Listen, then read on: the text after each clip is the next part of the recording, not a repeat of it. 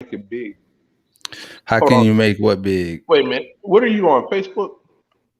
I'm on all my platforms. I'm on YouTube, That- and then my 3 Facebook pages: my personal, my Impact, the Impact page, all that stuff. And I'm finna share it. Oh, you haven't come on. So when you come on, We live now, so shout out to anybody that's tuned in.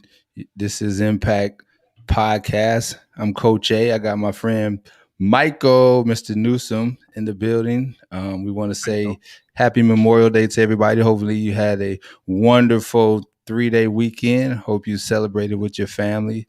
Again, it is Memorial Day. I was reading some up about it, and they say you're supposed to mourn for those that are passed away, but I like celebrating, you know what I'm saying? Celebrating the fact that, they was here in the good times, and, their service that they done to us. So I like to make everything positive. So I don't think we should be reflecting on the negative, the fact that they're not here with us or what they went through or whatever situation was. Let's look at the positives, the great times that we spent with them, and the fact that, some people lost their lives doing what they love doing, what they enjoy doing, protecting, serving for the country. So that's what this is about today. Got my man Mike. How you doing, Mike? Hey, pretty good, pretty good. Just doing what I do.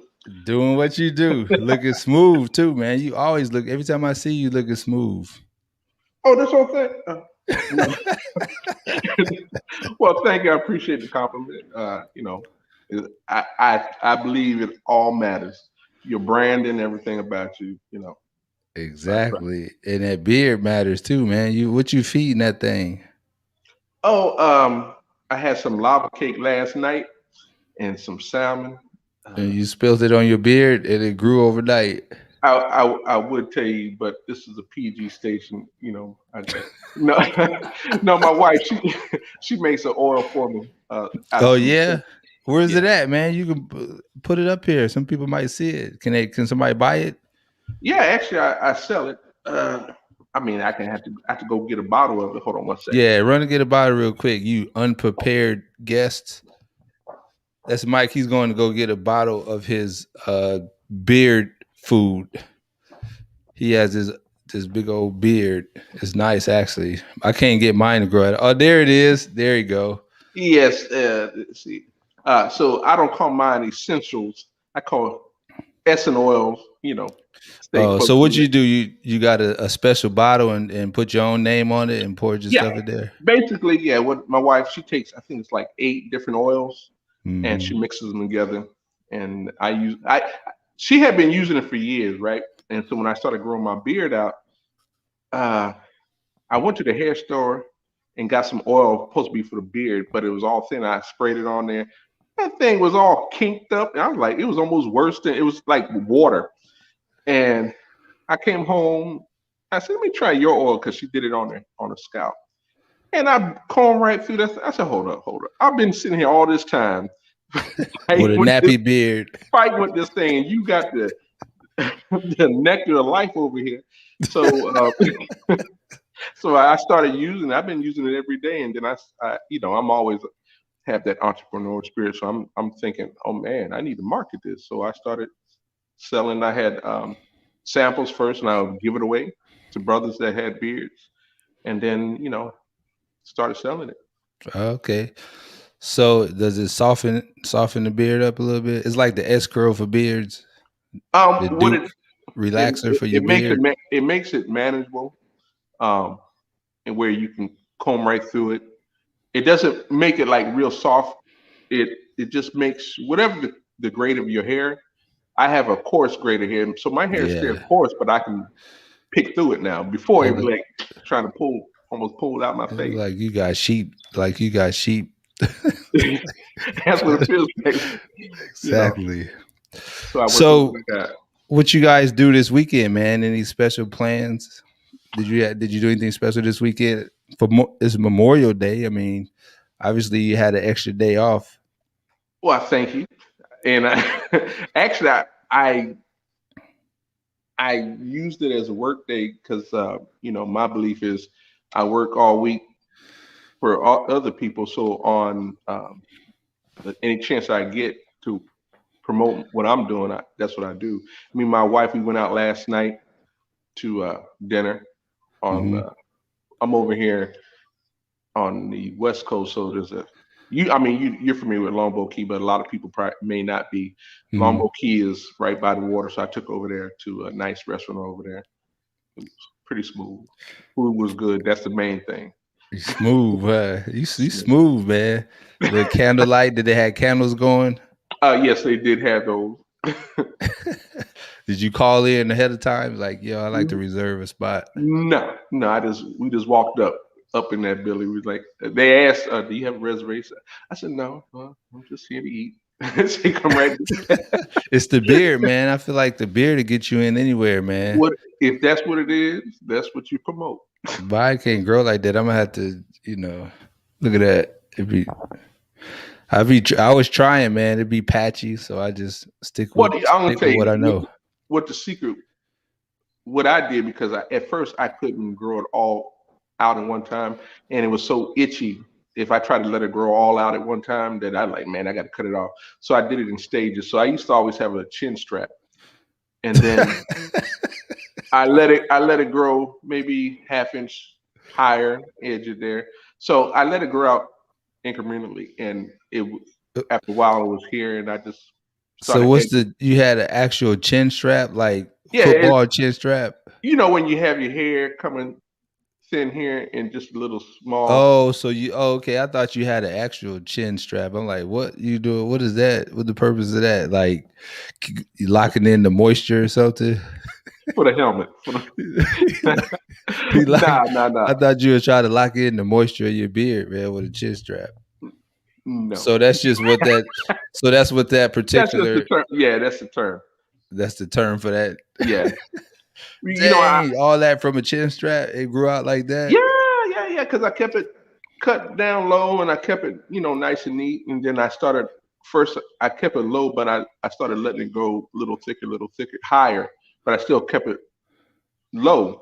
And then once I got it to a certain point, then I I just stopped cutting it. And then when it grew out, I would just have them edge up here. And then when I would have the split ends, I just have them trim up the split ends. Yeah, okay.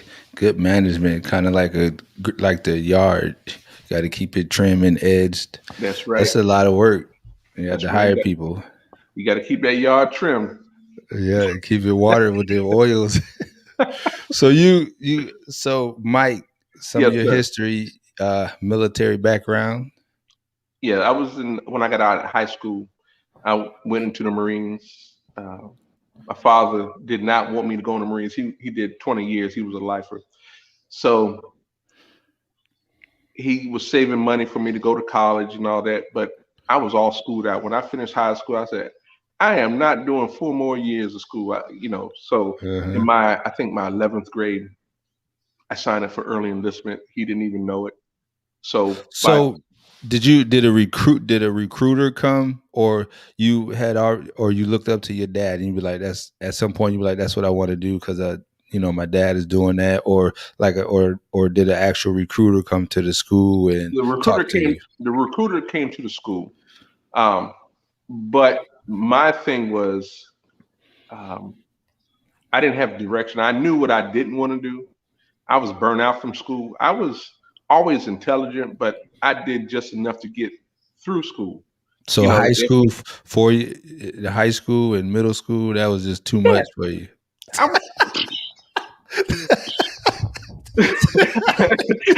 that was it. That was a wrap. Elementary, That was a wrap.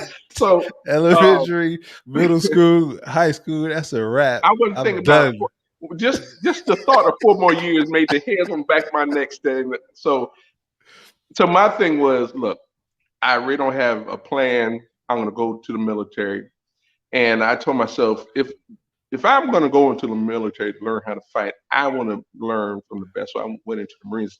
I thought they were the best at fighting.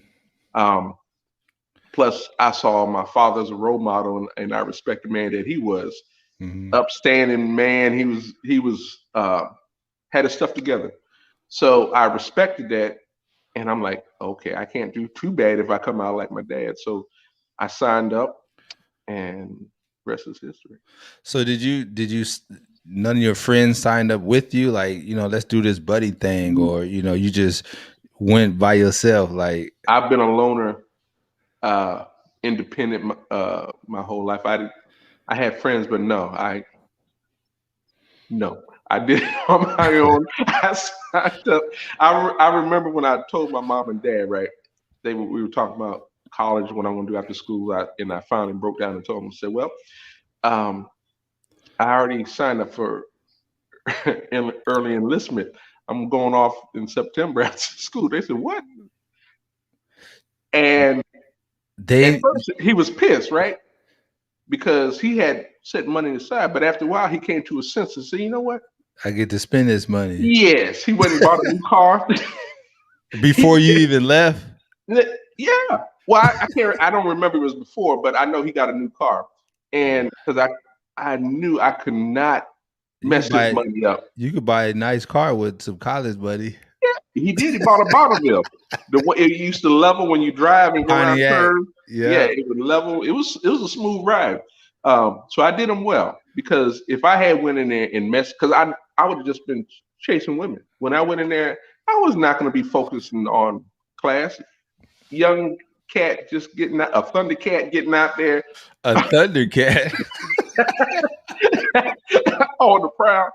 I would have got in there and messed his money up, came home, and I would have had to live with that. I said, I already knew me. I already knew what I was going to do. So I said, you know what? Let me set my own path. And that's what I did. So they let you sign up because how old were you at the time when you signed the pre-enlistment? I think You didn't have to be 18 or get your parents' permission. you got to be signed. You got to be 18 when you go in. But you can. They had the program where you can sign up early so that you get a rank And they when you get keep out it of a boot camp. secret. They just keep it a secret, huh? Well, it wasn't official until you swear in. They'll send no So letters to the house or nothing. no, I can't remember if the recruiter came to the house. A lot of times they come to the house and meet your parents.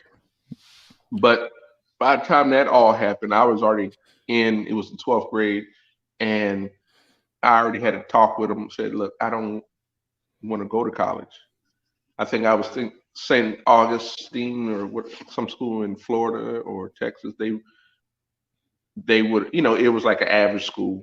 It wasn't no Ivy Ivy League school in that. Yeah, So, because I was just doing enough just to get by, yeah. and so I'm sure I they was, was happy to get you out the house. Like, yeah, yeah.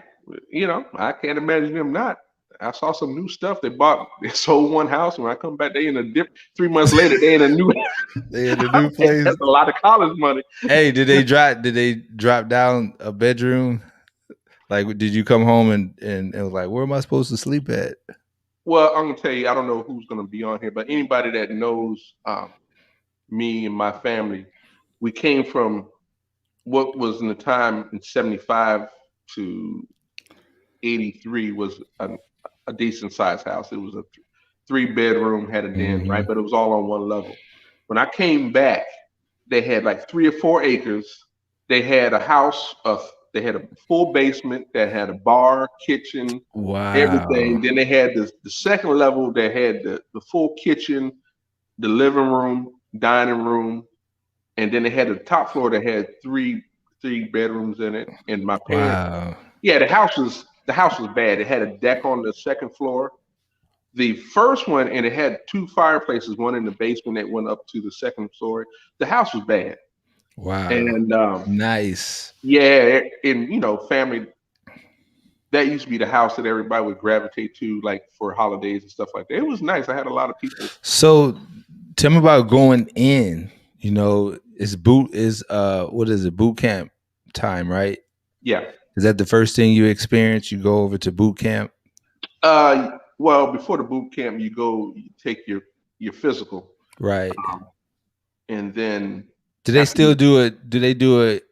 Well, I don't know if they do it for young people. Do they do a credit check and all that stuff too? no, no, no, there's no that they wouldn't have nobody. Ain't nobody got no credit. It's You lucky. You're lucky. You got a driver's license. I tried one time. I They tried told. one Wait a minute. time. They told you you couldn't get in because your credit. Yeah. Oh yeah. In fact, Hmm. I was going for the Air Force. It was the Air Force. And it was, but mine was a little different. I was messing up in college. So I was like, well, Oh, you were in college. it So was like an wait a minute. escape. In the military, It was they like did an a back. escape for me. They did a credit check. The Air Force, yeah, they did a credit, and I'll they tell said, you "Well, this. don't worry about it because you can do they make you write like a letter or something to help you get in." Well, so Everything they looked at credit, they looked at if you had any kids, they looked at a lot of that I stuff. can't speak for the Air Force because the Air Force is one of the branches that once you join the Marines, you can't join the Air Force. Hmm. They don't because they figure you're brainwashing your little Oh, officer. okay. So they don't let you. You can't even um, like if you go are stationed by Air Force base, they don't even let you go on base for like the enlisting club. You can go on base, but you can't go to the enlisted club or the officers club. Yeah. No, there's too many fights. Oh, yeah. See, So I think they may be like that with the credit. The Marines, they is like all yeah, they welcome. was. I think they saw me coming too because I was like, I had just lost a job. I was upset, and I had The a Air kid Force is on the like a real way. job. You I'm know, like, man, yeah, I Air need to Force do and the Marine something. is on the opposite ends of the spectrum. So boot camp. So how was it going through boot camp? Ah, Is it like they say, Newsom, suck in that gut, put oh, that chin up. that's yeah, that part. Yeah, they played middle game. So I used to run track, so I ran the long distance. My main race was the mile, so I was in good shape. I had wrestled. I ran track. I was in the band. So Yeah, them skinny um, legs. and I dealt with a father that was a master sergeant. Mm. So dealing with the cycle, somebody being in your face and yelling, and you not freaking out. Some guys they couldn't handle it. They're not used to somebody getting in their face and you can't move, and me that was the mind game wasn't nothing. I dealt with that for 18 years, so I didn't have no. And plus, I was in good shape, so I did good with the physical fitness. So boot camp really wasn't that bad for me. The hardest thing was um, they have to let you watch TV an hour a day, but they would cut it on snow for that hour. So you don't, or you could, so you Really? oh, I didn't hear music until the last phase. So in the Marines, you're in there for 3 months. The other ones are like 2.5 months or whatever. Hmm. Um, so I didn't talk to anybody for 3 months until my last phase. I didn't listen to radio, so I didn't hear any music for 3 months. Didn't watch any TV other than that snow. After a while, you don't even look at the TV, you know. So by law, they have to allow you to watch. When you first get there and you get to your platoon, you have to write a letter. So they have everybody sit down and write a letter. Mom and Dad, I am fine, and that's it. You mail it, and that's it. So times are definitely different when I was in '83 than they are now. I understand they're a lot relaxed, a lot more relaxed now. Uh, so how did you get, because I know obviously I've talked to you for a while, so I know you could play the saxophone, Hmm. right? Did you learn that in school or was it after your military career? At what point did you pick up and start developing that Funny, skill? funny you ask about that. No, so I played, you know, You was in a elementary band? in Oh, the okay. band through high school, middle school, elementary. So I think I got into it like the fifth grade, Hmm. but I didn't take it serious. I didn't learn all my scales. Band was like an easy A. It was fun, you're in there with girls and you doing that was Thundercat. Here you go, roar. Thundercat. roar. So so I went into the Marines for band, Uh-huh. right? Hold on, you went into the Marines for band? Yes. I didn't even know you can do that. You can go into the Marine for. They have the Marine Corps band, they have the Army band, the Navy band, Oh, that's right. everyone. That's right. So which would have been a sweet deal, right? Because that's like your job, traveling the world playing music.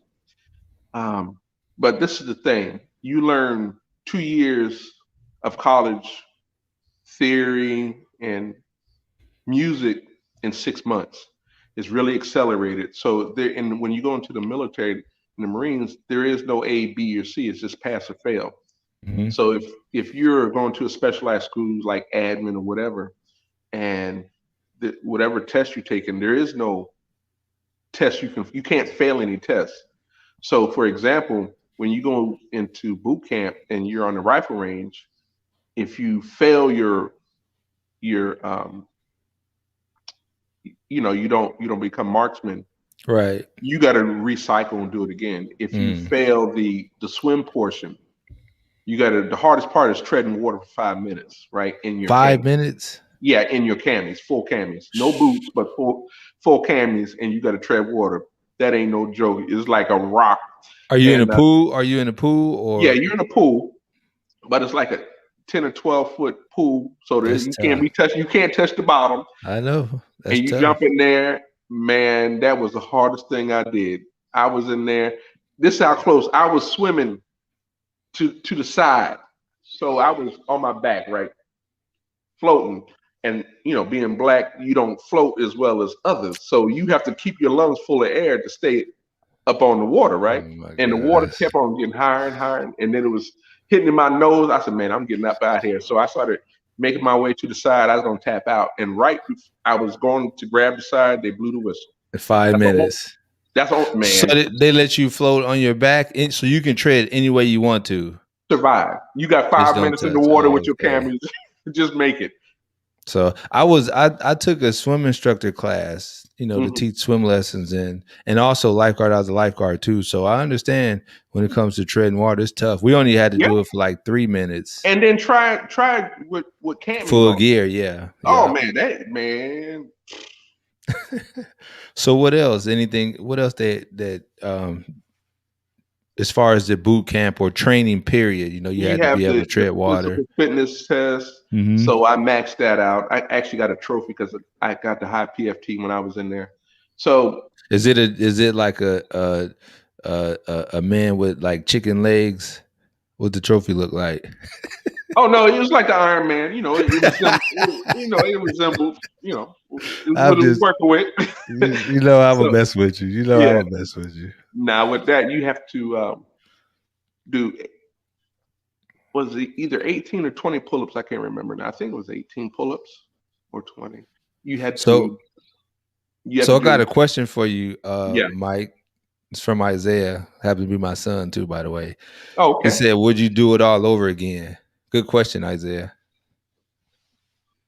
Yes. Yes. See, hindsight is 2020, right? You said that with a little, Because yeah. I know when I was in the Marines, I had the best time and the worst time. Hmm. I can tell you stories from the camaraderie. There were some good times We traveling want. around, but I can tell you sometimes there's still a lot of racism in there. It's still, when I was getting out and I knew I didn't want to re up, Hmm. they can try to make it rough. They tried to get me to sign in my SRB, which is your record book. They try to mess you up so you get an ottoman. I fought that stuff. So there was good stuff and bad stuff, but ultimately it made me to the person I am today. Hmm. So what happens is a lot of people that sign up, they can't wait to get out, right? Hmm. There, when I was going to my after the basic, I went to my the infantry school on Camp Geiger. So I went into the bus station. There was a guy there. He was shipping out. It was like his last 2 days. And he said, "Yeah, I got like two or three on a wake up call." I said, "Two or three on a wake up call?" I said, "What's that?" He said, "I got 2 more days. And when I wake up, I'm out." I'm out of there. I said, "What?" I said, "Y'all don't actually count?" I said, "Look, bro." He said, "You going to do it too." I said, "You going to be counting down 500, 600 in a wake up." And I'm looking at I said, "No, man, I was like 732 in a wake up." Wow. So at this point, how long? How many days or were you in at this point when you talked to that guy? Well, that was my first day to my school. So what? Oh, okay. So, well, no, let me correct. after I didn't pass the band school, then they ship you wherever they want you. So they shipped me to the grunts. The So I went in grunts. for band, right? Hmm. I didn't give you the back story on that. I went in for band, and because the school was so accelerated, and I wasn't prepared. You got to know all your scales, the circle of fifth. The hardest test that I passed the first phase, the first 3 months. The second one, they have this one test where you got to sing. So they give you a number 1 3 5 8 5 3 1. So it's like, okay, that's simple. 1 3 5 8 5 3 1. Well, the test is 6 2 3 8, and you got to hit them notes. So on this piece of paper, they got the Wow. notes in random, and all they got the Hmm. number, and you got to sing the note. Wow. That is the hard. I was like 1 8 3 2. No, I was like, hold. 3 2. So it'd be easier if you played it though. You can play the notes, right? No. This part of the test was you had to sing the notes. Oh no, I'm just Okay. asking. It's easier to play the notes. Well, the notes are are on the lines. So when Uh, you have a note, it's memorization. So if it's C, I know the fingering for C. If hmm. it's D, I know the fingering for D. But when it's just a number and you have to is for your tone, you have to hit this. Oh man. Yeah, that's what 95% of the people fail from is that one test. So I tip my hat, and I have the utmost respect for anybody that made it through. That's in the. It don't matter if you're in the Army, the Navy, the Air Force. They all have to go through this one school in Norfolk, Virginia, and Norfolk. Norfolk, Virginia. So if they make it to the band, they can play. So I tip my hat because so now I play what I want because I had stopped. I really didn't play after I got out the Marines. So I didn't pick the horn up until my 40s. So Mike, you got a horn around you. Why? I have I a want couple I want to see what you could do, brother. next time. Enlighten us a little I'll bit. show you the horn. I Yeah, ain't show us. got talking about. No, you ain't doing that to me. We can't. I can't get you to play it without bringing it over here, anyways.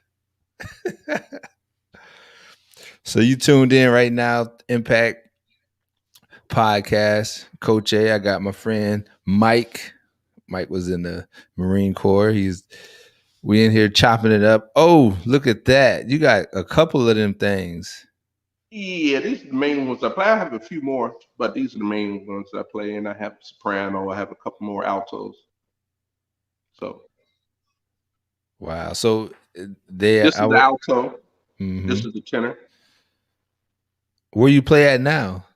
I play in my living room, or I have my room that I made into a music room. I make YouTube videos and stuff like that, and put them on Facebook. Oh So like, yeah. there's a song I like, I just learn it and then I play it. Do the cover. They call Yeah, it. You do the cover. no pressure. You ain't got no no You know, pressure. you can go over on Anna Marie Island over there and play if you want to, and they get you a little the little bucket for tips and stuff. Don't think I didn't think about that. And I Exactly. make because at this stage of the game, it's like if I want to do it, I just do it. Hmm. You know, a lot of people get held back, have ideas and ambitions on doing stuff, and out of fear, whatever, they don't do it. At this stage of the game, they can like it, don't like it. I'm just gonna do, what makes me feel good. So I may do it. I don't think I didn't think about it. Getting the generator, setting my rig up out there, and just go out there and put some tips just because, Just because. just because. Not that I need the money. It's just I never did it. I like doing stuff I never did before. So did you take any more classes or after? No, So whatever you learned through middle school and high school, that that was was it, and it. then Yeah. you So what just I'm practiced after that.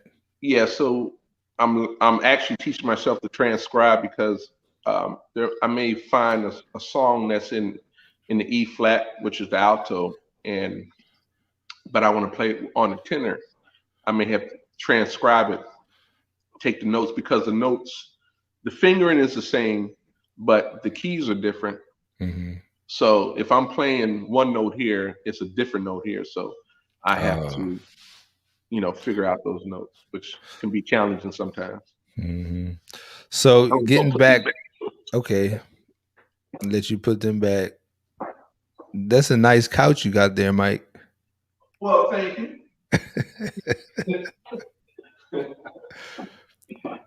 Uh, why white?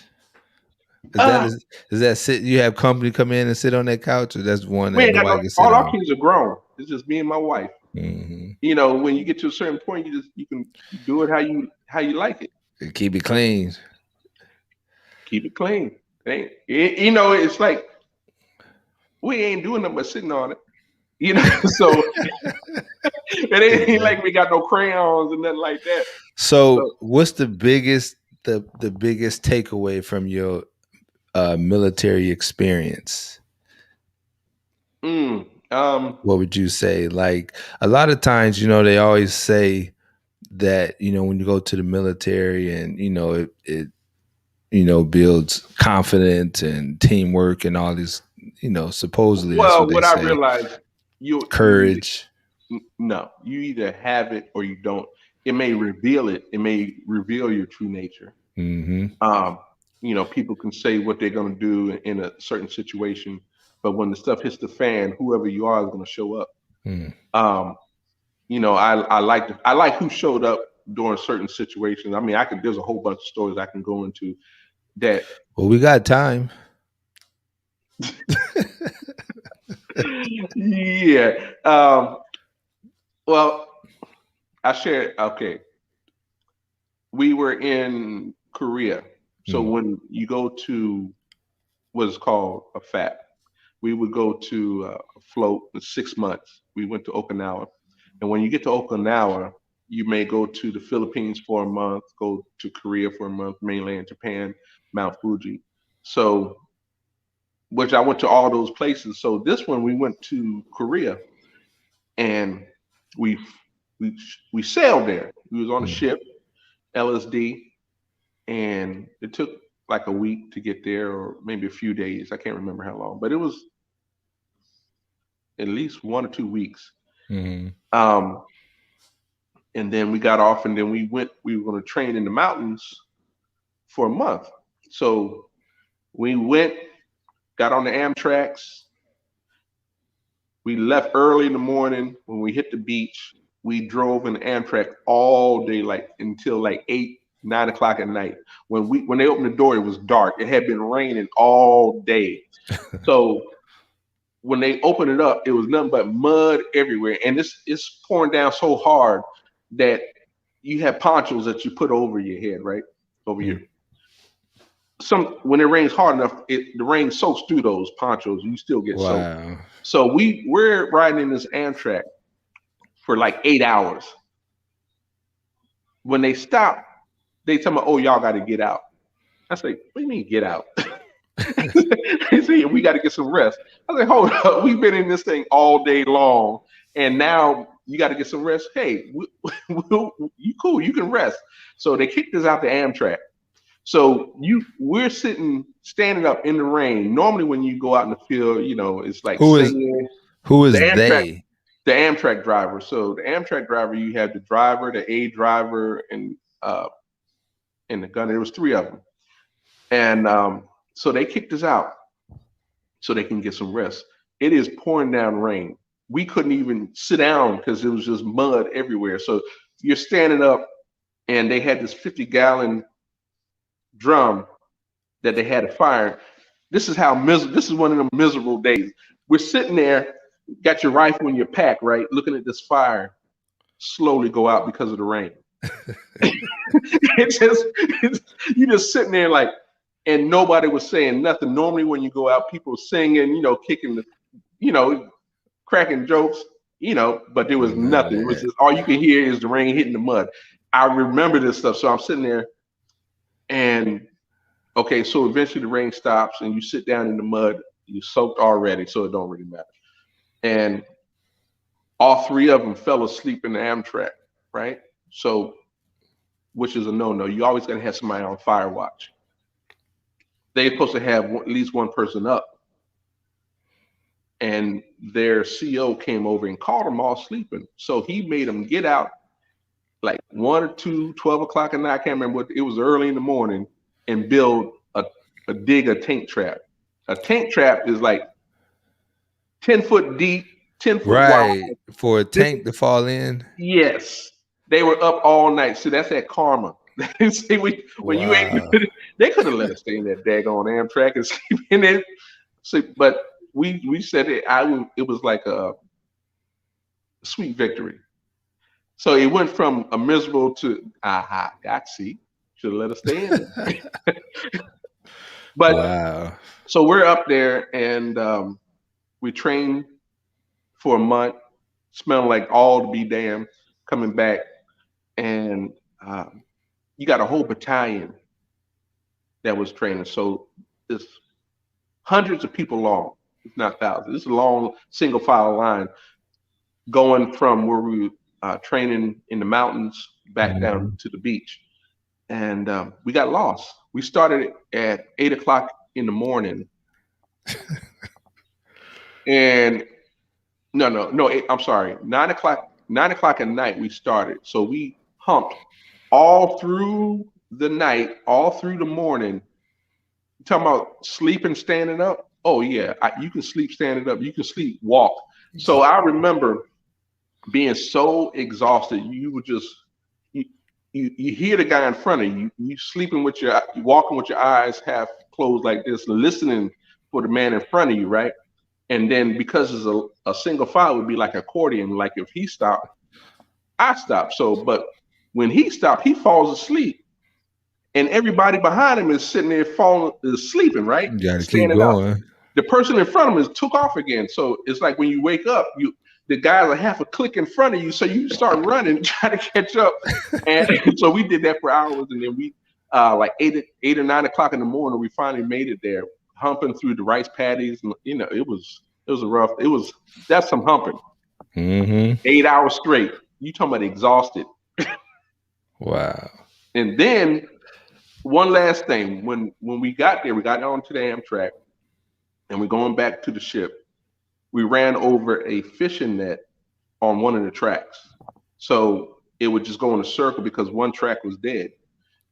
So they got a big rope. They pulled us to the hull of the ship. They had a ramp that would come down.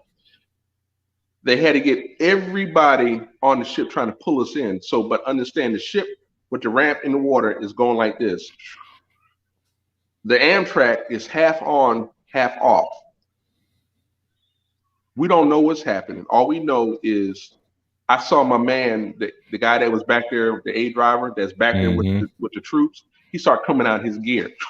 I started coming out my gear. You didn't even ask no questions? What happened was the ship went up like this. The Amtrak turned on the side. The only thing stopped it from sinking is the track got caught on the ramp.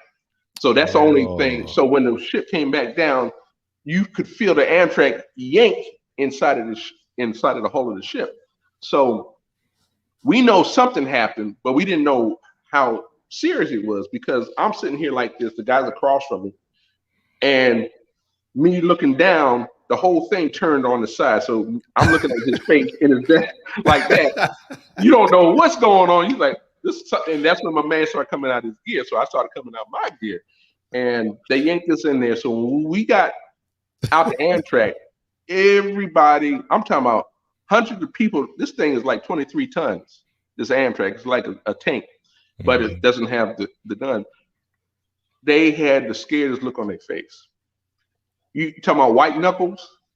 all the knuckles, and they were more scared than we were. They like, man, y'all don't even realize y'all almost died. This Amtrak almost went off. It would just sink because they had to have the door open. Wow. To drive it. So that's just one thing. But those are long and drawn out stories. But yeah, there's quite a few of them. So was there at any point where you thought about or feared actually being in battle or anything like that? I'm sure everybody think about it at one point because that's what the military does. Well, I don't think people sign up for a lot of different reasons, Hmm. and playing Call of Duty and all that. My nephew used to play Call of Duty. I said, if you really want to have this game and that what how it really is, when you die, the game should shut off and you can't cut it back on. Because you see him running behind the trash can Exactly. and stuff like that, Yeah. running out there shooting up. I said, no, it ain't like I can't even play it. I said, no. When you get shot and you die, that's it. The game should the game should stop. you, it shouldn't be like, oh, you get a second and third life. There is no second or third life. So a lot of people sign up to travel uh, to go to college when they get out. A lot of alternative motives, but the bottom line is when you sign up into the military, I don't care what field you go into, your job is if the stuff hits the fan, your job is to fight. Hmm. Hold on one second. Chef, can you hold on 1 second, mate? Thank Smooth Mike. you. So, they sign up for a lot of different reasons. And when the stuff hits the fan, some of them aren't prepared. They went in trying to see the world, but now they got to fight. And you may not be prepared to see your buddy get shot or killed or have their guts spilled out. Luckily, I didn't have to see any of that. Hmm. So I came in '83. My unit, I was in 2-6, so my unit relieved 1 or 2-8. They had got bombed in Beirut. It was that Marine unit where they had the truck come through the gate Hmm. and killed a lot of Marines. So my unit, before I had got with them, went over there to relieve them and to secure the airstrip. And then when they came back to main side, that's when I got with them. So I missed Beirut, and then I got out in '87 right before the Desert Storm. So I was right in that Hmm. little window where I didn't have to see any of that, and I don't regret it. I'm sure. Death, Unfortunate. people can say what they want. Death is a lonely experience, and I ain't got to go through it to know what it is. you know, So getting out, was it a coach? First of all, how many years were you in? I did 4 years active, 2 years inactive, long enough to know I didn't want to do 20. And I would So tell, I was going to ask you, did you have to adjust once you got out, um, like mentally, physically? not Did you not have to? mentally. No, I really didn't have to adjust because I was probably a little bit more disciplined, if I'm saying my tongue's tied, than a lot of people already out. So Mhm. I had to put up with a lot more stuff than the average person out in here had to deal with. So I hear people whining about working 40 hours, and I'm just like, really? Mhm. So I had the I had the advantage, I guess, mentally. It didn't affect me getting out. The biggest thing is a lot of people want to get out, but they're afraid to get out because they don't know anything other than what they're doing. Mhm. So they're counting down. They're like 500 and wake up. They can't wait till they get out until they get short. Short is when you get under a year, and they start really thinking about, man, I don't know anything other than killing, and they re up. But what happens is they were ready to get out after their first four or the first six, and then they get in trouble and they lose their honorable status and they get other than honorable, so they lose their benefits. I knew I Mhm. didn't wasn't going to do 20 in the grunts, so I've always had a fearless mentality. Where other people they were supposed to get out and they read up. When I was set my mind to get out, I'm out. I'll take my chances Yeah. out there. If you had been in the band, you would have I stayed. probably would have stayed. Well, who knows? Who knows? I never was in there, so I don't know the stuff they had to put up with. They got to be uh, covering the line, uniform, spit Hmm. shine. They have to go. They're gonna have their issues, but it's a different set of issues. Right. It might have been worth it if It might have doing been, something you love, yeah. obviously. Yeah. So you said you've been to Korea, all them different places. Hmm. So do you still like traveling now? Well, I, obviously we. I would love to travel. It's just right now I got my head down. I'm focused um, on my business. You know, Hmm. working, trying to financially get set. Um, so I, when we get a chance to travel, we travel. We, you have to have a balance. You know, I've been to Vegas, been to Bahamas. You know, we go places, but we want to go more places. But to me, as the man, it's my responsibility to make sure that the family is financially situated Right. first. Hmm. And when we can take like a long weekend, we'll do that. Like in August, I may go to Virginia for my family reunion. So we do stuff, but um, it's gonna be like a bucket list. Like there's places that we want to go, and we're just gonna start doing it. Hmm. So, Mike, again, I know a little bit of your background. Hmm. we've had we've had discussions before. So, you tell me a little bit about your faith. My faith, Yeah, yeah. um, I believe. I no, I believe in the Word of God. I believe in keeping the laws and commandments. Hmm. Um, Did you everybody, did you have strong faith when you went into the military I or didn't have, in you know, there? I didn't have that faith. I was, you know, Hmm. grew up in the Christian church. The pastor was sleeping with everybody. Um, you know, I was it. There was a lot of questions, a lot of Hmm. unanswered questions. So it was play when I went to church. You know, I was young, so I'm in there again for the girls to see what girls come to church. I You wasn't went to listening to. church for girls? Yeah, well, you know, when I was a kid, you know, most guys when they was going in there, they looking at the cute girls, and that's Hmm. what I was there. You know, I would listen here, but I saw a lot of contradictions. I saw a lot of the old mothers. They were all cantankerous and you know Hmm. mean. You know, so the pastor, you know, he was in all kinds of scandals and stuff like that. So I'm like, I don't know. Let me look Did, at salad. did your was your how about your father? Was he a strong believer or strong man of faith or? I think he was searching. He knew Mm, there was something. Because he tried Christianity, like the Christian church. He tried um, um, Jehovah Witness. I remember when they used to come to the house, and you know, I had questions. They couldn't answer some of my questions satisfactorily to me, and I was a teenager at the time, right? yeah. Um, and then after a while, he always had he always had a strong belief, but he did. I don't think he found anything out here that could answer his questions or he was satisfied with. So he always believed in God and all that, but none of the man-made doctrines really satisfied him. And Hmm. uh, my mom would take me and my sister to church, and that was just a ritual. You know, we went there. So I had a foundation out with her, but you know, heard the word. But as I got older, can start and can ask questions. There was a lot of questions that weren't answered. Hmm. So when I heard, you know, the word, I was like, okay, this is what it is. You got your questions answered. Yeah. Yeah. Are they answered in?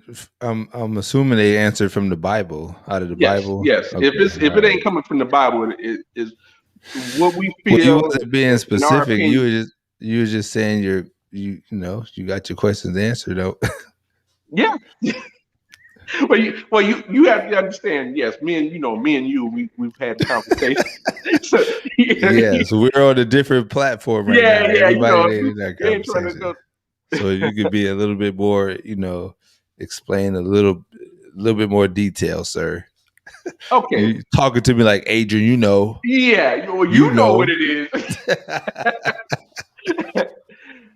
No, I identify and believe that the blacks, Americans, Spanish, native uh, are the Israelites of the Bible. Mhm.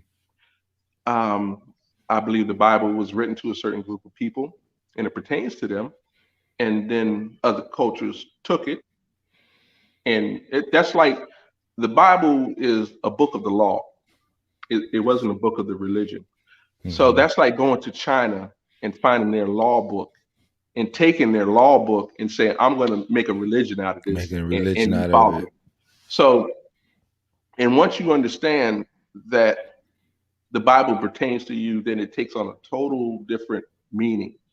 Mhm. Because when you read it, you'll always go back to uh, about this is to the Israelites. This is to the Israelites, all Mhm. from Genesis all the way through Revelation. So after a while, you have to, you just start believing it. And um, I believe so. I don't eat unclean food. I grow my beard because it says to grow your beard. That's why I used to have my chin strap, but I used to round the corner of my beard. The Bible says don't round the corner of your beard. So that's how you repent. When you find out a law, Mhm. you follow it, and that's what repentance is. So if you steal, the way you repent is not by saying I'm sorry or forgive me. The way you repent is you stop stealing.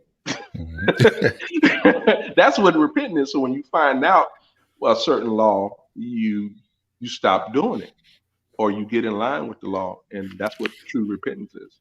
So you say you don't eat unclean food. That means you eating all gluten free organic It food. does. The Bible had nothing to do with no gluten. That's a man-made. That's a man-made oxymoron. That's like cookies with no sugar. I wish I would. No, I'm gonna tear a sugar laced cookie up. No, but you know what? I talk to people. A lot of times, I don't have this conversation with a lot of people because some people are so ingrained in what they believe. Hmm. It just causes confusion, or Exactly. everybody's just trying to prove their position instead Yeah. of really considering or We listening. we already did that. Yeah, yeah. I'm not. We I'm not interested. we already passed that Yeah, point. yeah. Me and you are past that, but I Yeah. don't know how many people you have on there. But I'm talking about in my everyday walk. I don't push it. If I'm talking to a person and I feel that they have a question or they ask. Now, if you ask me, I'm going to tell you my truth, right? Hmm. I'm not going to BS you, and it may not be what you expected or what you were looking to hear. Right. But I'm going to tell you my truth and what's working for me. Getting in line with keeping the laws and commandments is working for me. Hmm. Um, so that's what I do. So when people, if you seek God first and seek the kingdom first, everything falls in place. Yeah. All else will be added onto it. Mhm. For sure. So that's awesome. Me personally, like I said before, we've had tons of conversations, Yes. tons of text messages, which Woo, I when we still when we have. first got together, Yes. and it was just about really not so much listening to the other. It was more about let me show you what I believe. And at some point, it's like, hey, it's okay. You Yeah. can't if you don't. You're gonna believe what you're gonna believe. You put it out there. If you believe it, cool. If you don't, but we can still have a discord and still come together. Exactly. Yep. I feel like it was just it was like a test. Not that we was testing each other um overtly or something that we was doing deliberately, but it was just a test to see true, organic friendship rise, out of two different people and two different belief systems or Right. whatnot. And I feel like that's most important in society is that we learn how to get along even Right. if we don't believe the same thing or Right. so I think that's important. That's probably why we always swing back and talk. Yeah, well, it's like this. The thing is, you're gonna have people that have different beliefs in all different types of areas, right? Yeah. And are you able to stand on your truth, whatever it is, and accept somebody else may not have the same belief or truth as you, and still, some people, when you talk about religion, that's like most wars are behind religion. a woman, Yes. or religion, and it was never meant for that. Um, so you can stand on your truth. I vocalize what I believe and why I believe it. You vocalize what you believe and why you believe it. And if want to come over to the right side, you're more than welcome. I've heard No, that you one know a what I'm saying? million. Listen, You need a new one. I've heard that one a million all, times. all you can do is put it out there, but you can't make a person take anything. Just stand on your truth, and sometimes you just have to agree to disagree. Exactly. So, Mike, you just purchased the house. Well, I mean, obviously, it's not brand new. I mean, it's been how many months? September. September. I went to close in September. Yeah. Congratulations Well, thank again. you. I probably said it about 3 or 4 times. And I understand you just now. You talking about me, but We talking me. about you. Yeah, yeah. No, no, Yes. oh, no. You've been asking. So I Yeah. understand you just purchased a house. Yes. And how long has Yes. it been with you? Man, we closed April 20th. So you smell you just Just brand new we still got rooms that don't have furniture in it. out. Hey, and take your time. Yeah. We did the same thing. We still have we have plans for certain rooms. Yeah. Our kids are grown. We got grandkids. We got 10 grandkids. Hmm. We ain't in no rush. We're gonna take our Yeah. time, do it right, do it the way we want to do it.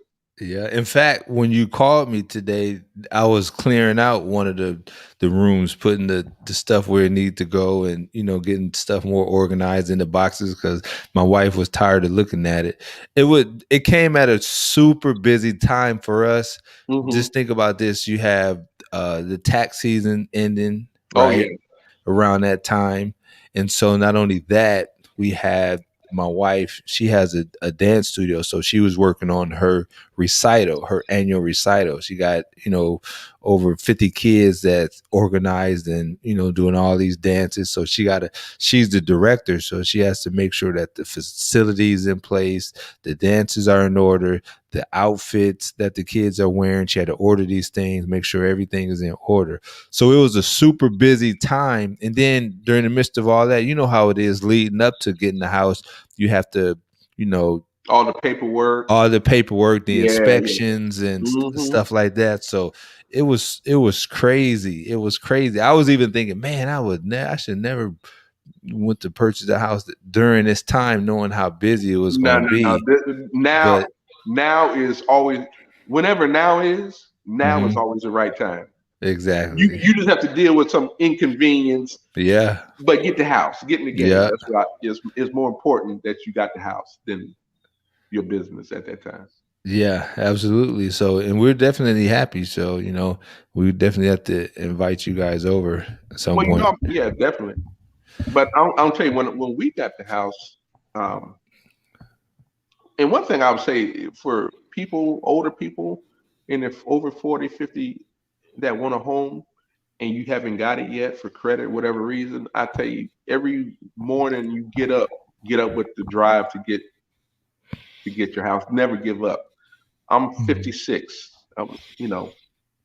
And if even if I hadn't got it, every day I would have got up trying to get it, and eventually I would have got it. So mm, That's a good point because I feel yeah. like it's a lot of people that give up or they never. And we had a little bit of discussion about this earlier.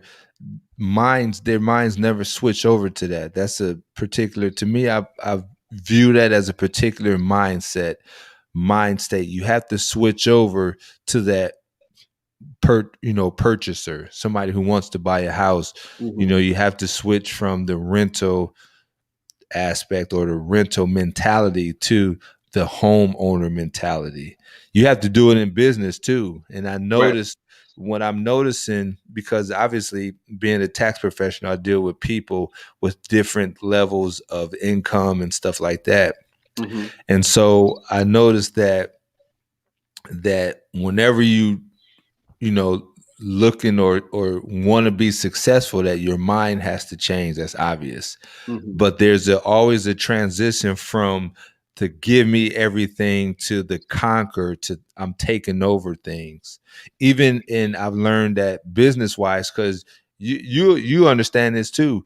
If you switch over to wanting to purchase a house, that means your mindset has to switch from how much getting the biggest refund to, you know what I'm saying, to paying the least amount of tax. You see what I'm saying? You have Yeah. to, So okay. So yes, you got to understand money yeah, because getting a refund is just getting your own money back. So once you start understanding a lot of stuff, uh, I gotta turn my light on. Keep talking. it helps you switch gears. So I I think I've always wanted a home. I tried to get a home back in '08, '09, and I was this close to buying a house and making the biggest mistake in my life because I wasn't going to use my VA. I was going to do a conventional, and I would Mm-hmm. have got a B loan that would have adjusted, and I would have been just like everybody else, get a home, and then uh, now you can't afford it because the rates adjusted. So now is the right time. When I got this house, I was in it within 30 days from the time. Uh, so what I did is when I moved over, I've been over in Bradenton since 2015, and I'm in Northport now. And I started investing. So I was taking money and investing it periodically, and then I got more discipline. And I got up to $9,000, um, and I made like 2,000 gains. So that's like saying out of my pocket, I'm investing 7,000, but I made $2,000 in less than a year. Mm-hmm. And I have like a bunch of credit cards. I got like 15 credit cards. It could be a bad thing, but I had made some major purchases. I bought a car. I bought one of those Saxes, and so my credit was starting to get out of hand. So what I did is I took $9,000 and paid all my high interest debt off, paid my credit cards off. My utilization dropped down to 1%. My score shot up to 756 like overnight. And when it did that, when my last card reported and my score adjusted, I immediately contacted my broker that dealt with VA loans. Mm-hmm. And then I asked his recommendation for a realtor. So I commandeered the money first before I started looking. I wanted to see how much I was qualified for. And then once I did that, I asked him, who have you worked with that deals with is knowledgeable in VA loans? So he had a guy that he had been dealing with for years. So they were familiar with one another. So it was a smoothest transition. Less than 30 days, I was in my spot. That's good. You didn't have any other offers? Yeah, me and my wife, we looked around. This was the first house we saw. No, what I mean, did you have any other offers to compete with? Any other buyers? You know, a No, lot of people. no, this one had been on the market for a while, right? Um, so the first day we saw it, we went and looked at like maybe four or five other houses, and then when we parted ways with the realtor, me and my wife was just sitting there and talking. I said, "That's the house. That's that first one. It's on a corner lot. Mm-hmm. It was older than the brand new ones, but it was bigger inside. The square footage was more. The layout to me was better. I have a vaulted ceiling, tile. We didn't want carpet. We got so we got everything we were asking for. Yeah. So and it's on a corner lot. All the other houses were between two houses and stuff like that. So Close together. They're close yeah, together. well, it's a quarter acre, so we just pulled the trigger. What I've learned to do is once I run it through my mind and it makes logical sense, I don't hesitate. I pull the Mm-hmm. trigger because most people get stuck in trying to make it perfect and get all the answers, and their feet start growing roots, and then the opportunity passes them.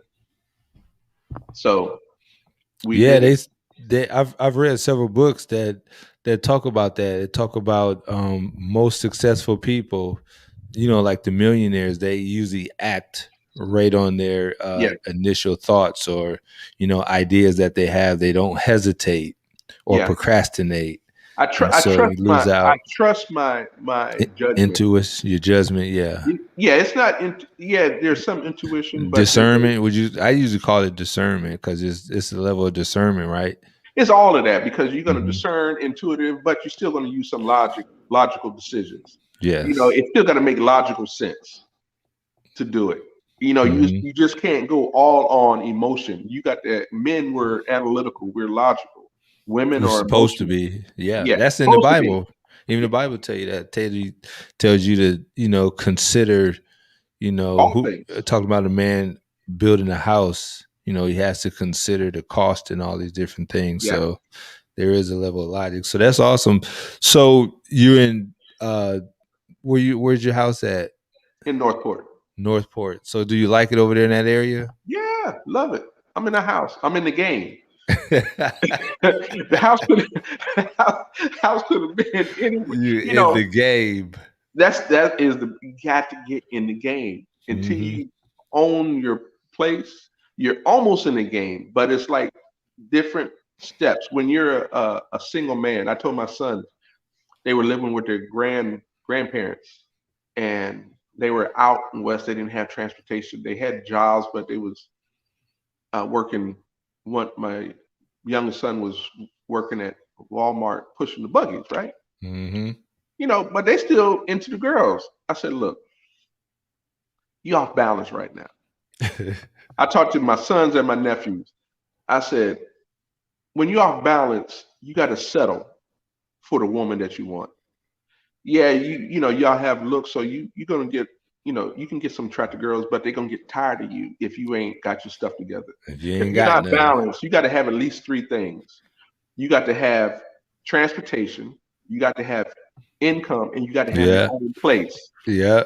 Now you can support anything that you put. But if you only have two of those things, if you say you have the car and the job, but you staying with your grandparents, Hmm. you're limited. One, you got to come under somebody else's rule. Plus, you can't be having bringing somebody over there and doing whatever you want. Or say you have your own place, but you don't have transportation. You got to be asking people for rides. So the bare minimum is you got to have those three things.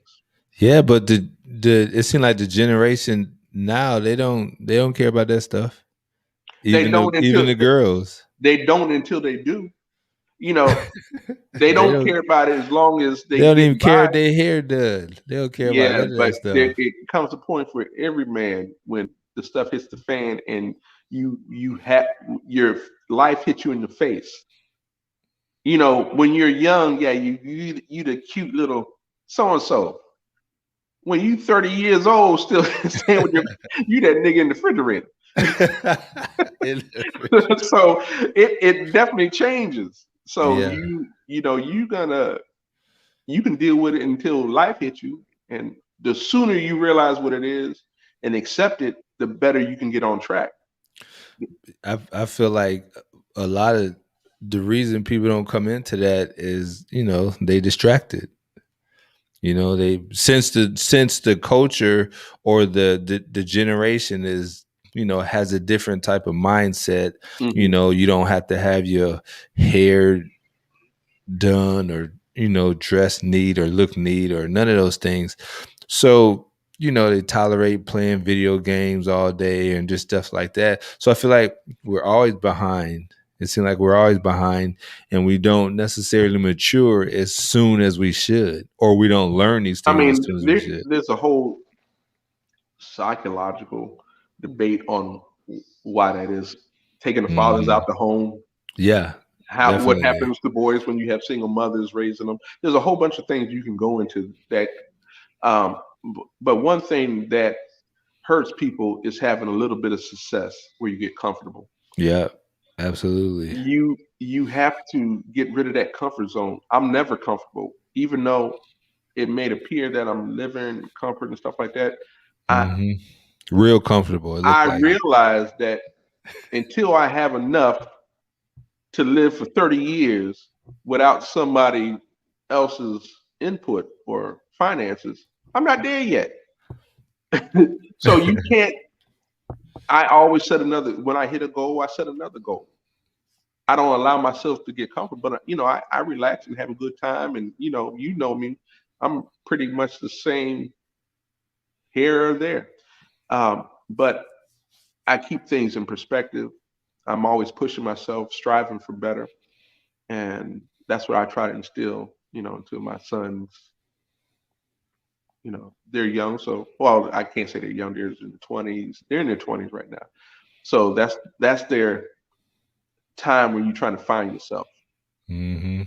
Just don't take too long. Just don't take too long, huh? That's right. But yeah, but again, it's that mindset. I feel like a lot of people don't really, well, they don't know the importance, owning your own home or purchasing property or even, stuff like that. We just kind of get trapped, and like you said, once you get success, you feel comfortable, and Hmm. you get comfortable in renting, and you don't, know what you're missing out on. You don't Yeah. know, and that's part of the this channel. That's why I made this. Obviously, about impact. Hmm. That's the whole purpose of impact, and this is just a transition because a lot of people was moving towards podcasts, and so it's just the next transition to Got get to be that fluid. information out there about how to have an impact in your life and your career, your income, your account, your relationship, all these things. And it starts with knowledge. And so I feel like I've learned a lot, especially during the pandemic and, this election and all the protests and all those things. It really was driving people to, educate or look up stuff. And, and that's what I started doing. I should have been educating myself, especially on history. I hated history. I was like you. I was done with school, Yeah. but I went because I got a basketball scholarship, so I went it further. So and I ended up, doing 2 more years and stuff like that. But anyhow, I was, started learning about, home ownership and the importance of it, and what you can do with a home, how it builds equity, and how you can take money out to start a business or put kids through college and stuff like that. And I didn't realize that. So I'm like, well, I might as well stop making somebody else rich by paying rent and start, investing in my own property, in my because I'm gonna be paying rent someplace either way it go, Hmm. unless I'm moving in with somebody, and that's not gonna happen. Well, one thing, and I try to talk to a lot of young guys coming up, Hmm. and you may not be in a position to have your own business right now, but you may have the aspiration to have it. So while you're working for somebody else, that's your time to fund your endeavors. And I also Hmm. tell people, look, you can only go as high as you can see. So if you're working at McDonald's and you all you can see yourself doing is the fry cook, that's as high as you can go. I said, look, I can show you how to own a franchise. It may take some work and some money, some Hmm. dedication, some sacrifice, but you can do it if that's what you want to do. But you have to look at it and believe it first.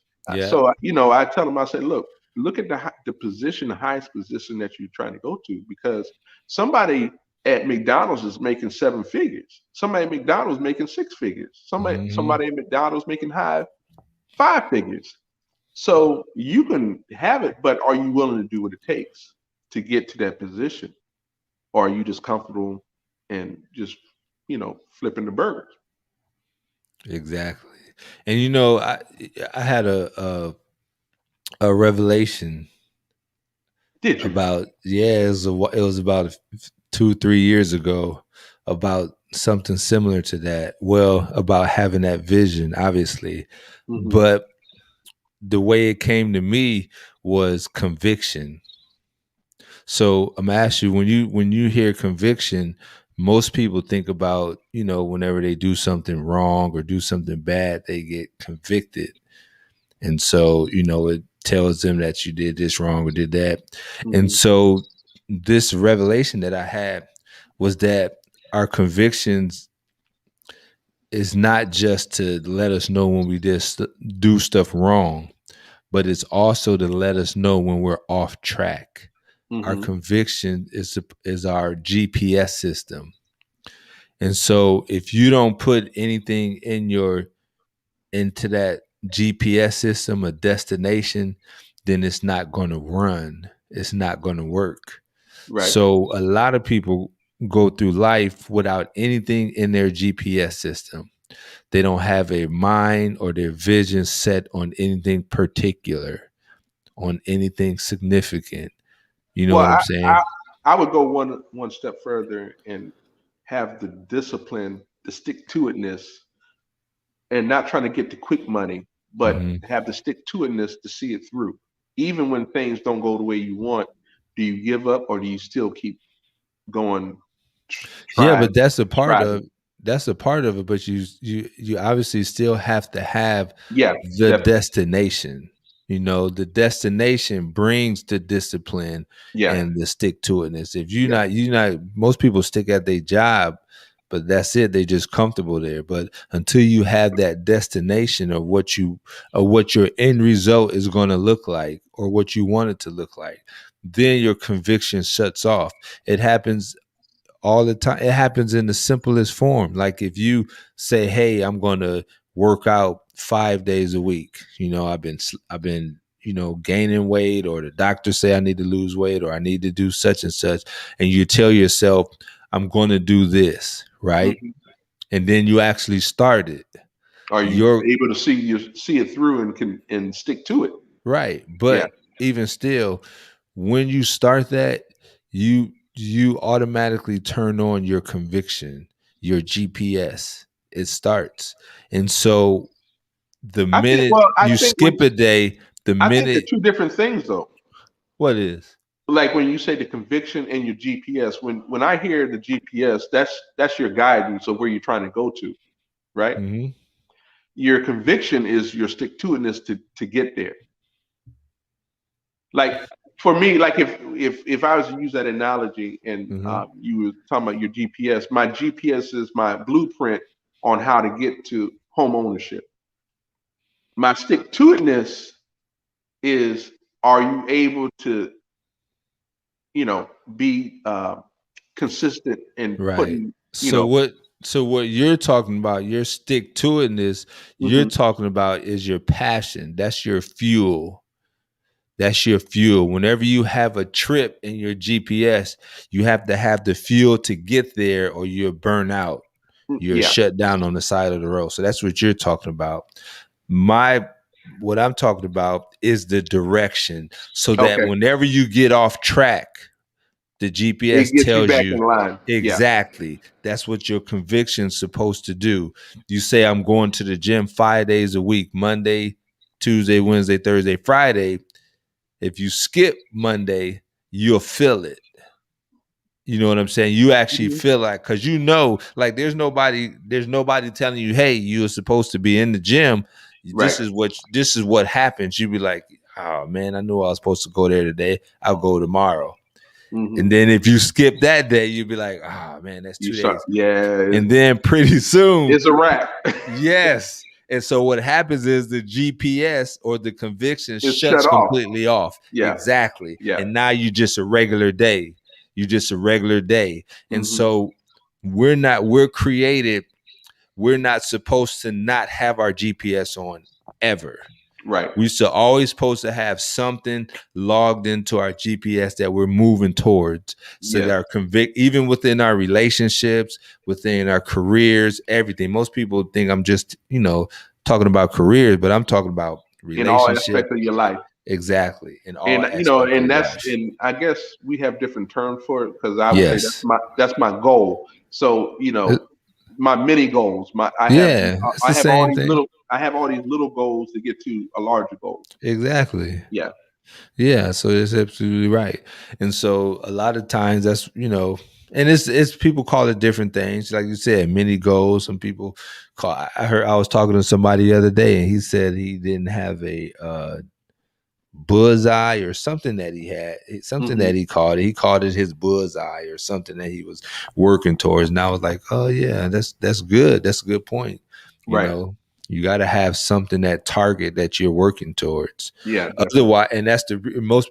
And I just try to look at things from a mental and a deep, you know, standpoint, so that I can, because I'm really intrigued with the mind and how the brain operates and stuff like that. And so understanding that, you know, conviction, that you have that feeling that you missed out, that Hmm. you skipped. Like, where did that come from? Like, you know, like ain't nobody called me and said, "Hey, you were supposed to be at the gym today." No, that's me telling. You That's got me. you got to get your own self up. You got to have create. You can't use somebody else as your motivation. Exactly. You have to motivate yourself. But also getting back to what you mentioned, that stick to itness, which I call is the fuel, which is your passion, right?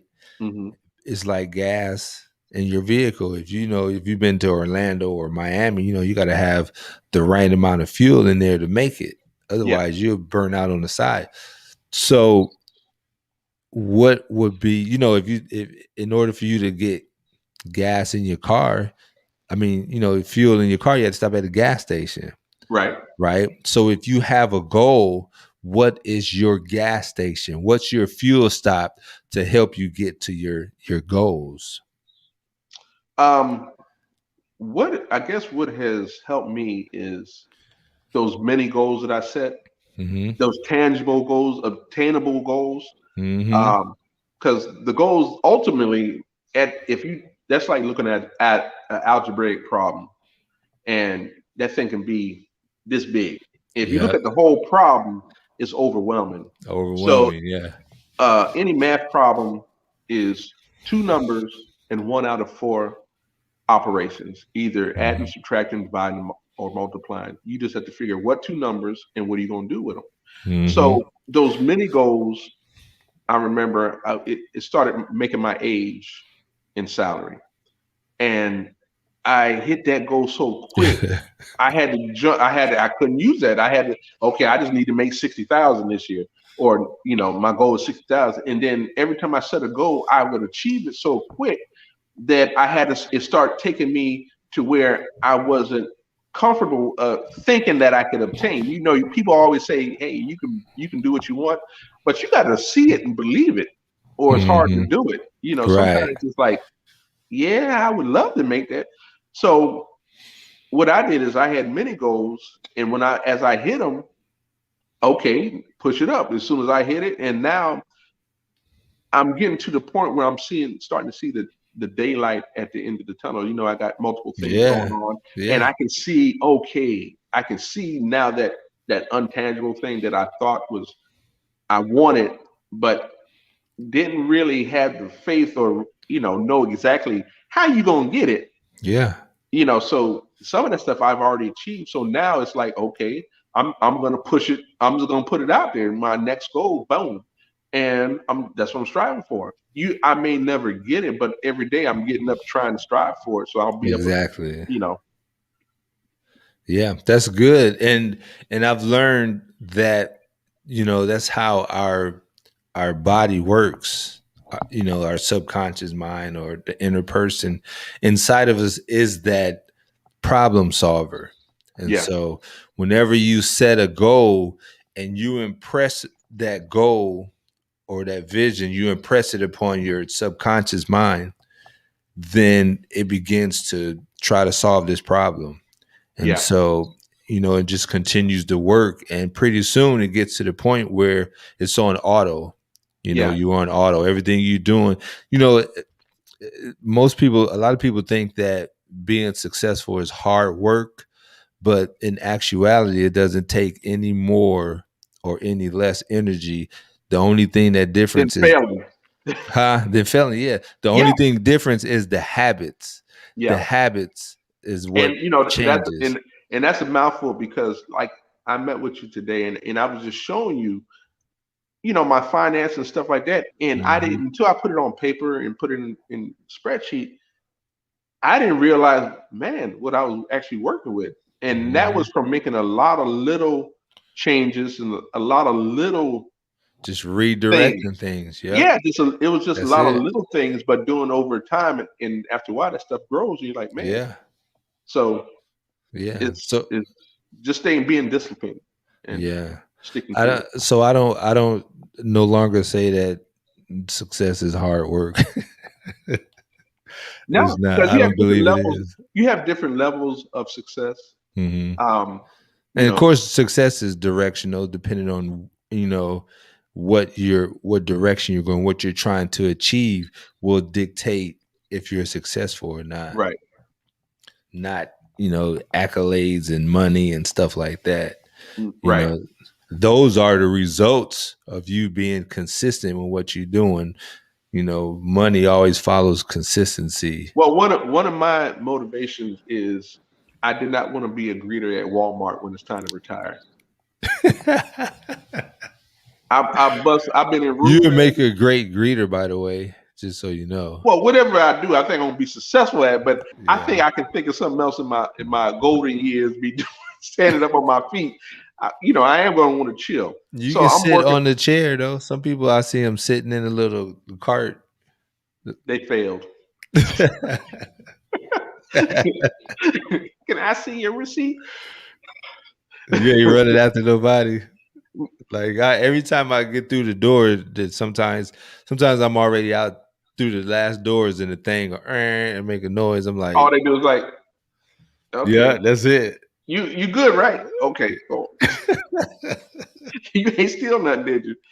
Nah. So, but that's a motivation. Fear, Yeah, well, fear of you don't want fear to rule your life, no, but you need no a little bit of fear of something for to, motivation. Yeah. yeah, a little bit of fear is good.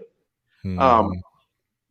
so I use that, I got my license and insurance because I did not want my wife to, if something happened to me, I didn't want her to be on the street or have to live with the kids or ask for money. So it was very important that if I was to die early, set that up. And my investments is if I live long. So I Hmm. want to have some kind of residual income coming in so that you can't work harder than money, Yeah. harder than compound interest. You just have to understand it, the rule of 72. Um, so once you start understanding it a little, you don't have to understand all of it, just a couple of That's it. concepts. Just start with the rule of 72. And Yeah. then you're like, man, you can't work harder. I mean, I remember getting up um, and looking at my portfolio when I had some cryptos and stuff like it's crypto's really volatile. So at this stage, I don't want to go for that ride. So I have a little bit, but I'm not putting a lot in crypto. But I would get up in the morning and see how much I made overnight. I said, man, I can't work harder than that. Your money's working 24/7. Yeah. So But make, that's obviously you're talking about stocks and investment. So yeah. that's another thing, a lot of people don't understand is, getting You know what they into. don't understand? They hear that I should do it, but because they don't have all the answers, they don't do it. All basically. Now I don't have my Series 6. I'm not a stockbroker or anything like that. Hmm. But I can just tell you what worked for me. I can put that disclaimer out there. Um, You froze is up.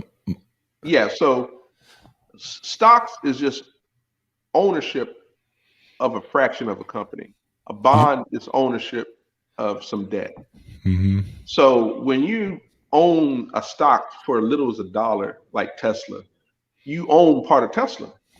So, and now that you can do fractional shares, you buy a fractional, you don't have to buy the whole share. There's people don't have any reason not to do it. So, and you want to diversify your portfolio. So, you want to do some stocks. You want to, I deal with the silver. So you want to deal with some commodities, silver and gold. Oh my Uh, gosh, you're just going over everybody's head now. No, I'm oh, just kidding. no, no, because the people that listen to I'm your just kidding. station, Yeah. very intelligent people. So you want to diversify, but you want to get into multiple things. You want to think about residual income, stuff that's going to be making money even when you're sleeping. Yeah, but but some of the people have to get to that point where they can, put the money over there. Some people Well, live the in thing check to is, check, you don't. and that's the Some people, thing. a lot of people, because they don't have all the answers, they don't do anything. Anything, yeah. And I'm saying, look, this is how simple it is for stocks. Yeah, it can be a little bit more complicated, but in a nutshell, if there's a company that you think is going to be more valuable 5 or 10 years in the future, it's probably a good investment to put something on it. I put $1. You can afford to lose $1. You mess up, people mess up 5, $10 a day. A day, yeah. If $5, that's $35 a week. So if you were to just take $5 a day or $35 a week and put it on something, you're going to be in a better shape than if you didn't. But it don't fit the get rich quick scheme. That's the thing. People, they have to understand that, stocks is investing slowly but You know, surely. You just you have know to stick with it. what comes with getting quick rich. I mean, getting rich. Can't say it. Getting rich quick is losing it Quick, just as quick. just as quick, huh? I like a good foundation. I like setting stuff in place, and after a while, it will start moving on its own. Hmm. The this generation, they're used to making a lot of money on social media and stuff like that. With this culture, cancel culture, they can cancel you and that's your money. And if you ain't got no kind of skill set, what you gonna do? They're not teaching you construction and stuff like that no more. Exactly. And I feel like a lot of people, that's why they don't move. That's why they don't move on certain opportunities because they worried about losing it, like a house and stuff like that. Because it was at A some point fear, like you have that small fear that, what if something happens and then I end and up well, that's an losing the example of house? letting fear direct your path. Yeah. Fear, you don't want fear to take the overwhelming control of the helm. You want it just a little bit to keep you moving, not to get Mhm. comfortable. But um, when you're say a hero, it's not that a hero doesn't have fear. They all have fear. It's just what you do when you are dealing with fear. Do you curl up in the ball or do you keep going? Yeah. So you want to taste the fear, but you want to be able to have the strength to keep going. But you got to have some because if you ain't got no fear, you think it's you're never going to have anything to worry about, and then time is going to catch up with you, and then you're going to be Yeah. 40 years old and just trying to start to think about retirement. Life don't care nothing about you, and it's coming whether you're ready or not. Whether And you're if you ready or don't, not. yeah, if you don't prepare for it, it will chew you up and spit you out. Absolutely. So, Mike, man, Yes. I appreciate you swinging through. All right, It's anytime, bro. always a pleasure, man. Well, I hope I did you good. You Um, did good, man. I love the setup. The look like you got the blue light with the white couch, oh, oh, that old thing, and the bear that looked like a bear skin. you talking about? Yeah, oh, look at that. That's Oh yeah, beautiful. no, What is that? actually Velvet? my wife actually made that. She On the made other it. side, yeah, the other side is leather, right? Mm-hmm. And it has the pins on the leg. I would show you, but so we had the idea. We have uh, two rooms. It was supposed to be the dining room, and Right. this is the living room. So we're gonna make that a like a conversation pit, and we wanted to put a divider where if you have a party, you can have grown folks talking over there. And we got the divider, and we had the idea of putting fur on one side, leather on the other side. So Nice. it's tight. I like it. Again, if I hadn't said it before, I definitely thank you for your service. Again, appreciate you coming on to, again, this is Memorial Day, so we are remembering some of the people that passed, Well, serving our country. I appreciate you taking the time and thinking enough to even consider me for your podcast. I thank you.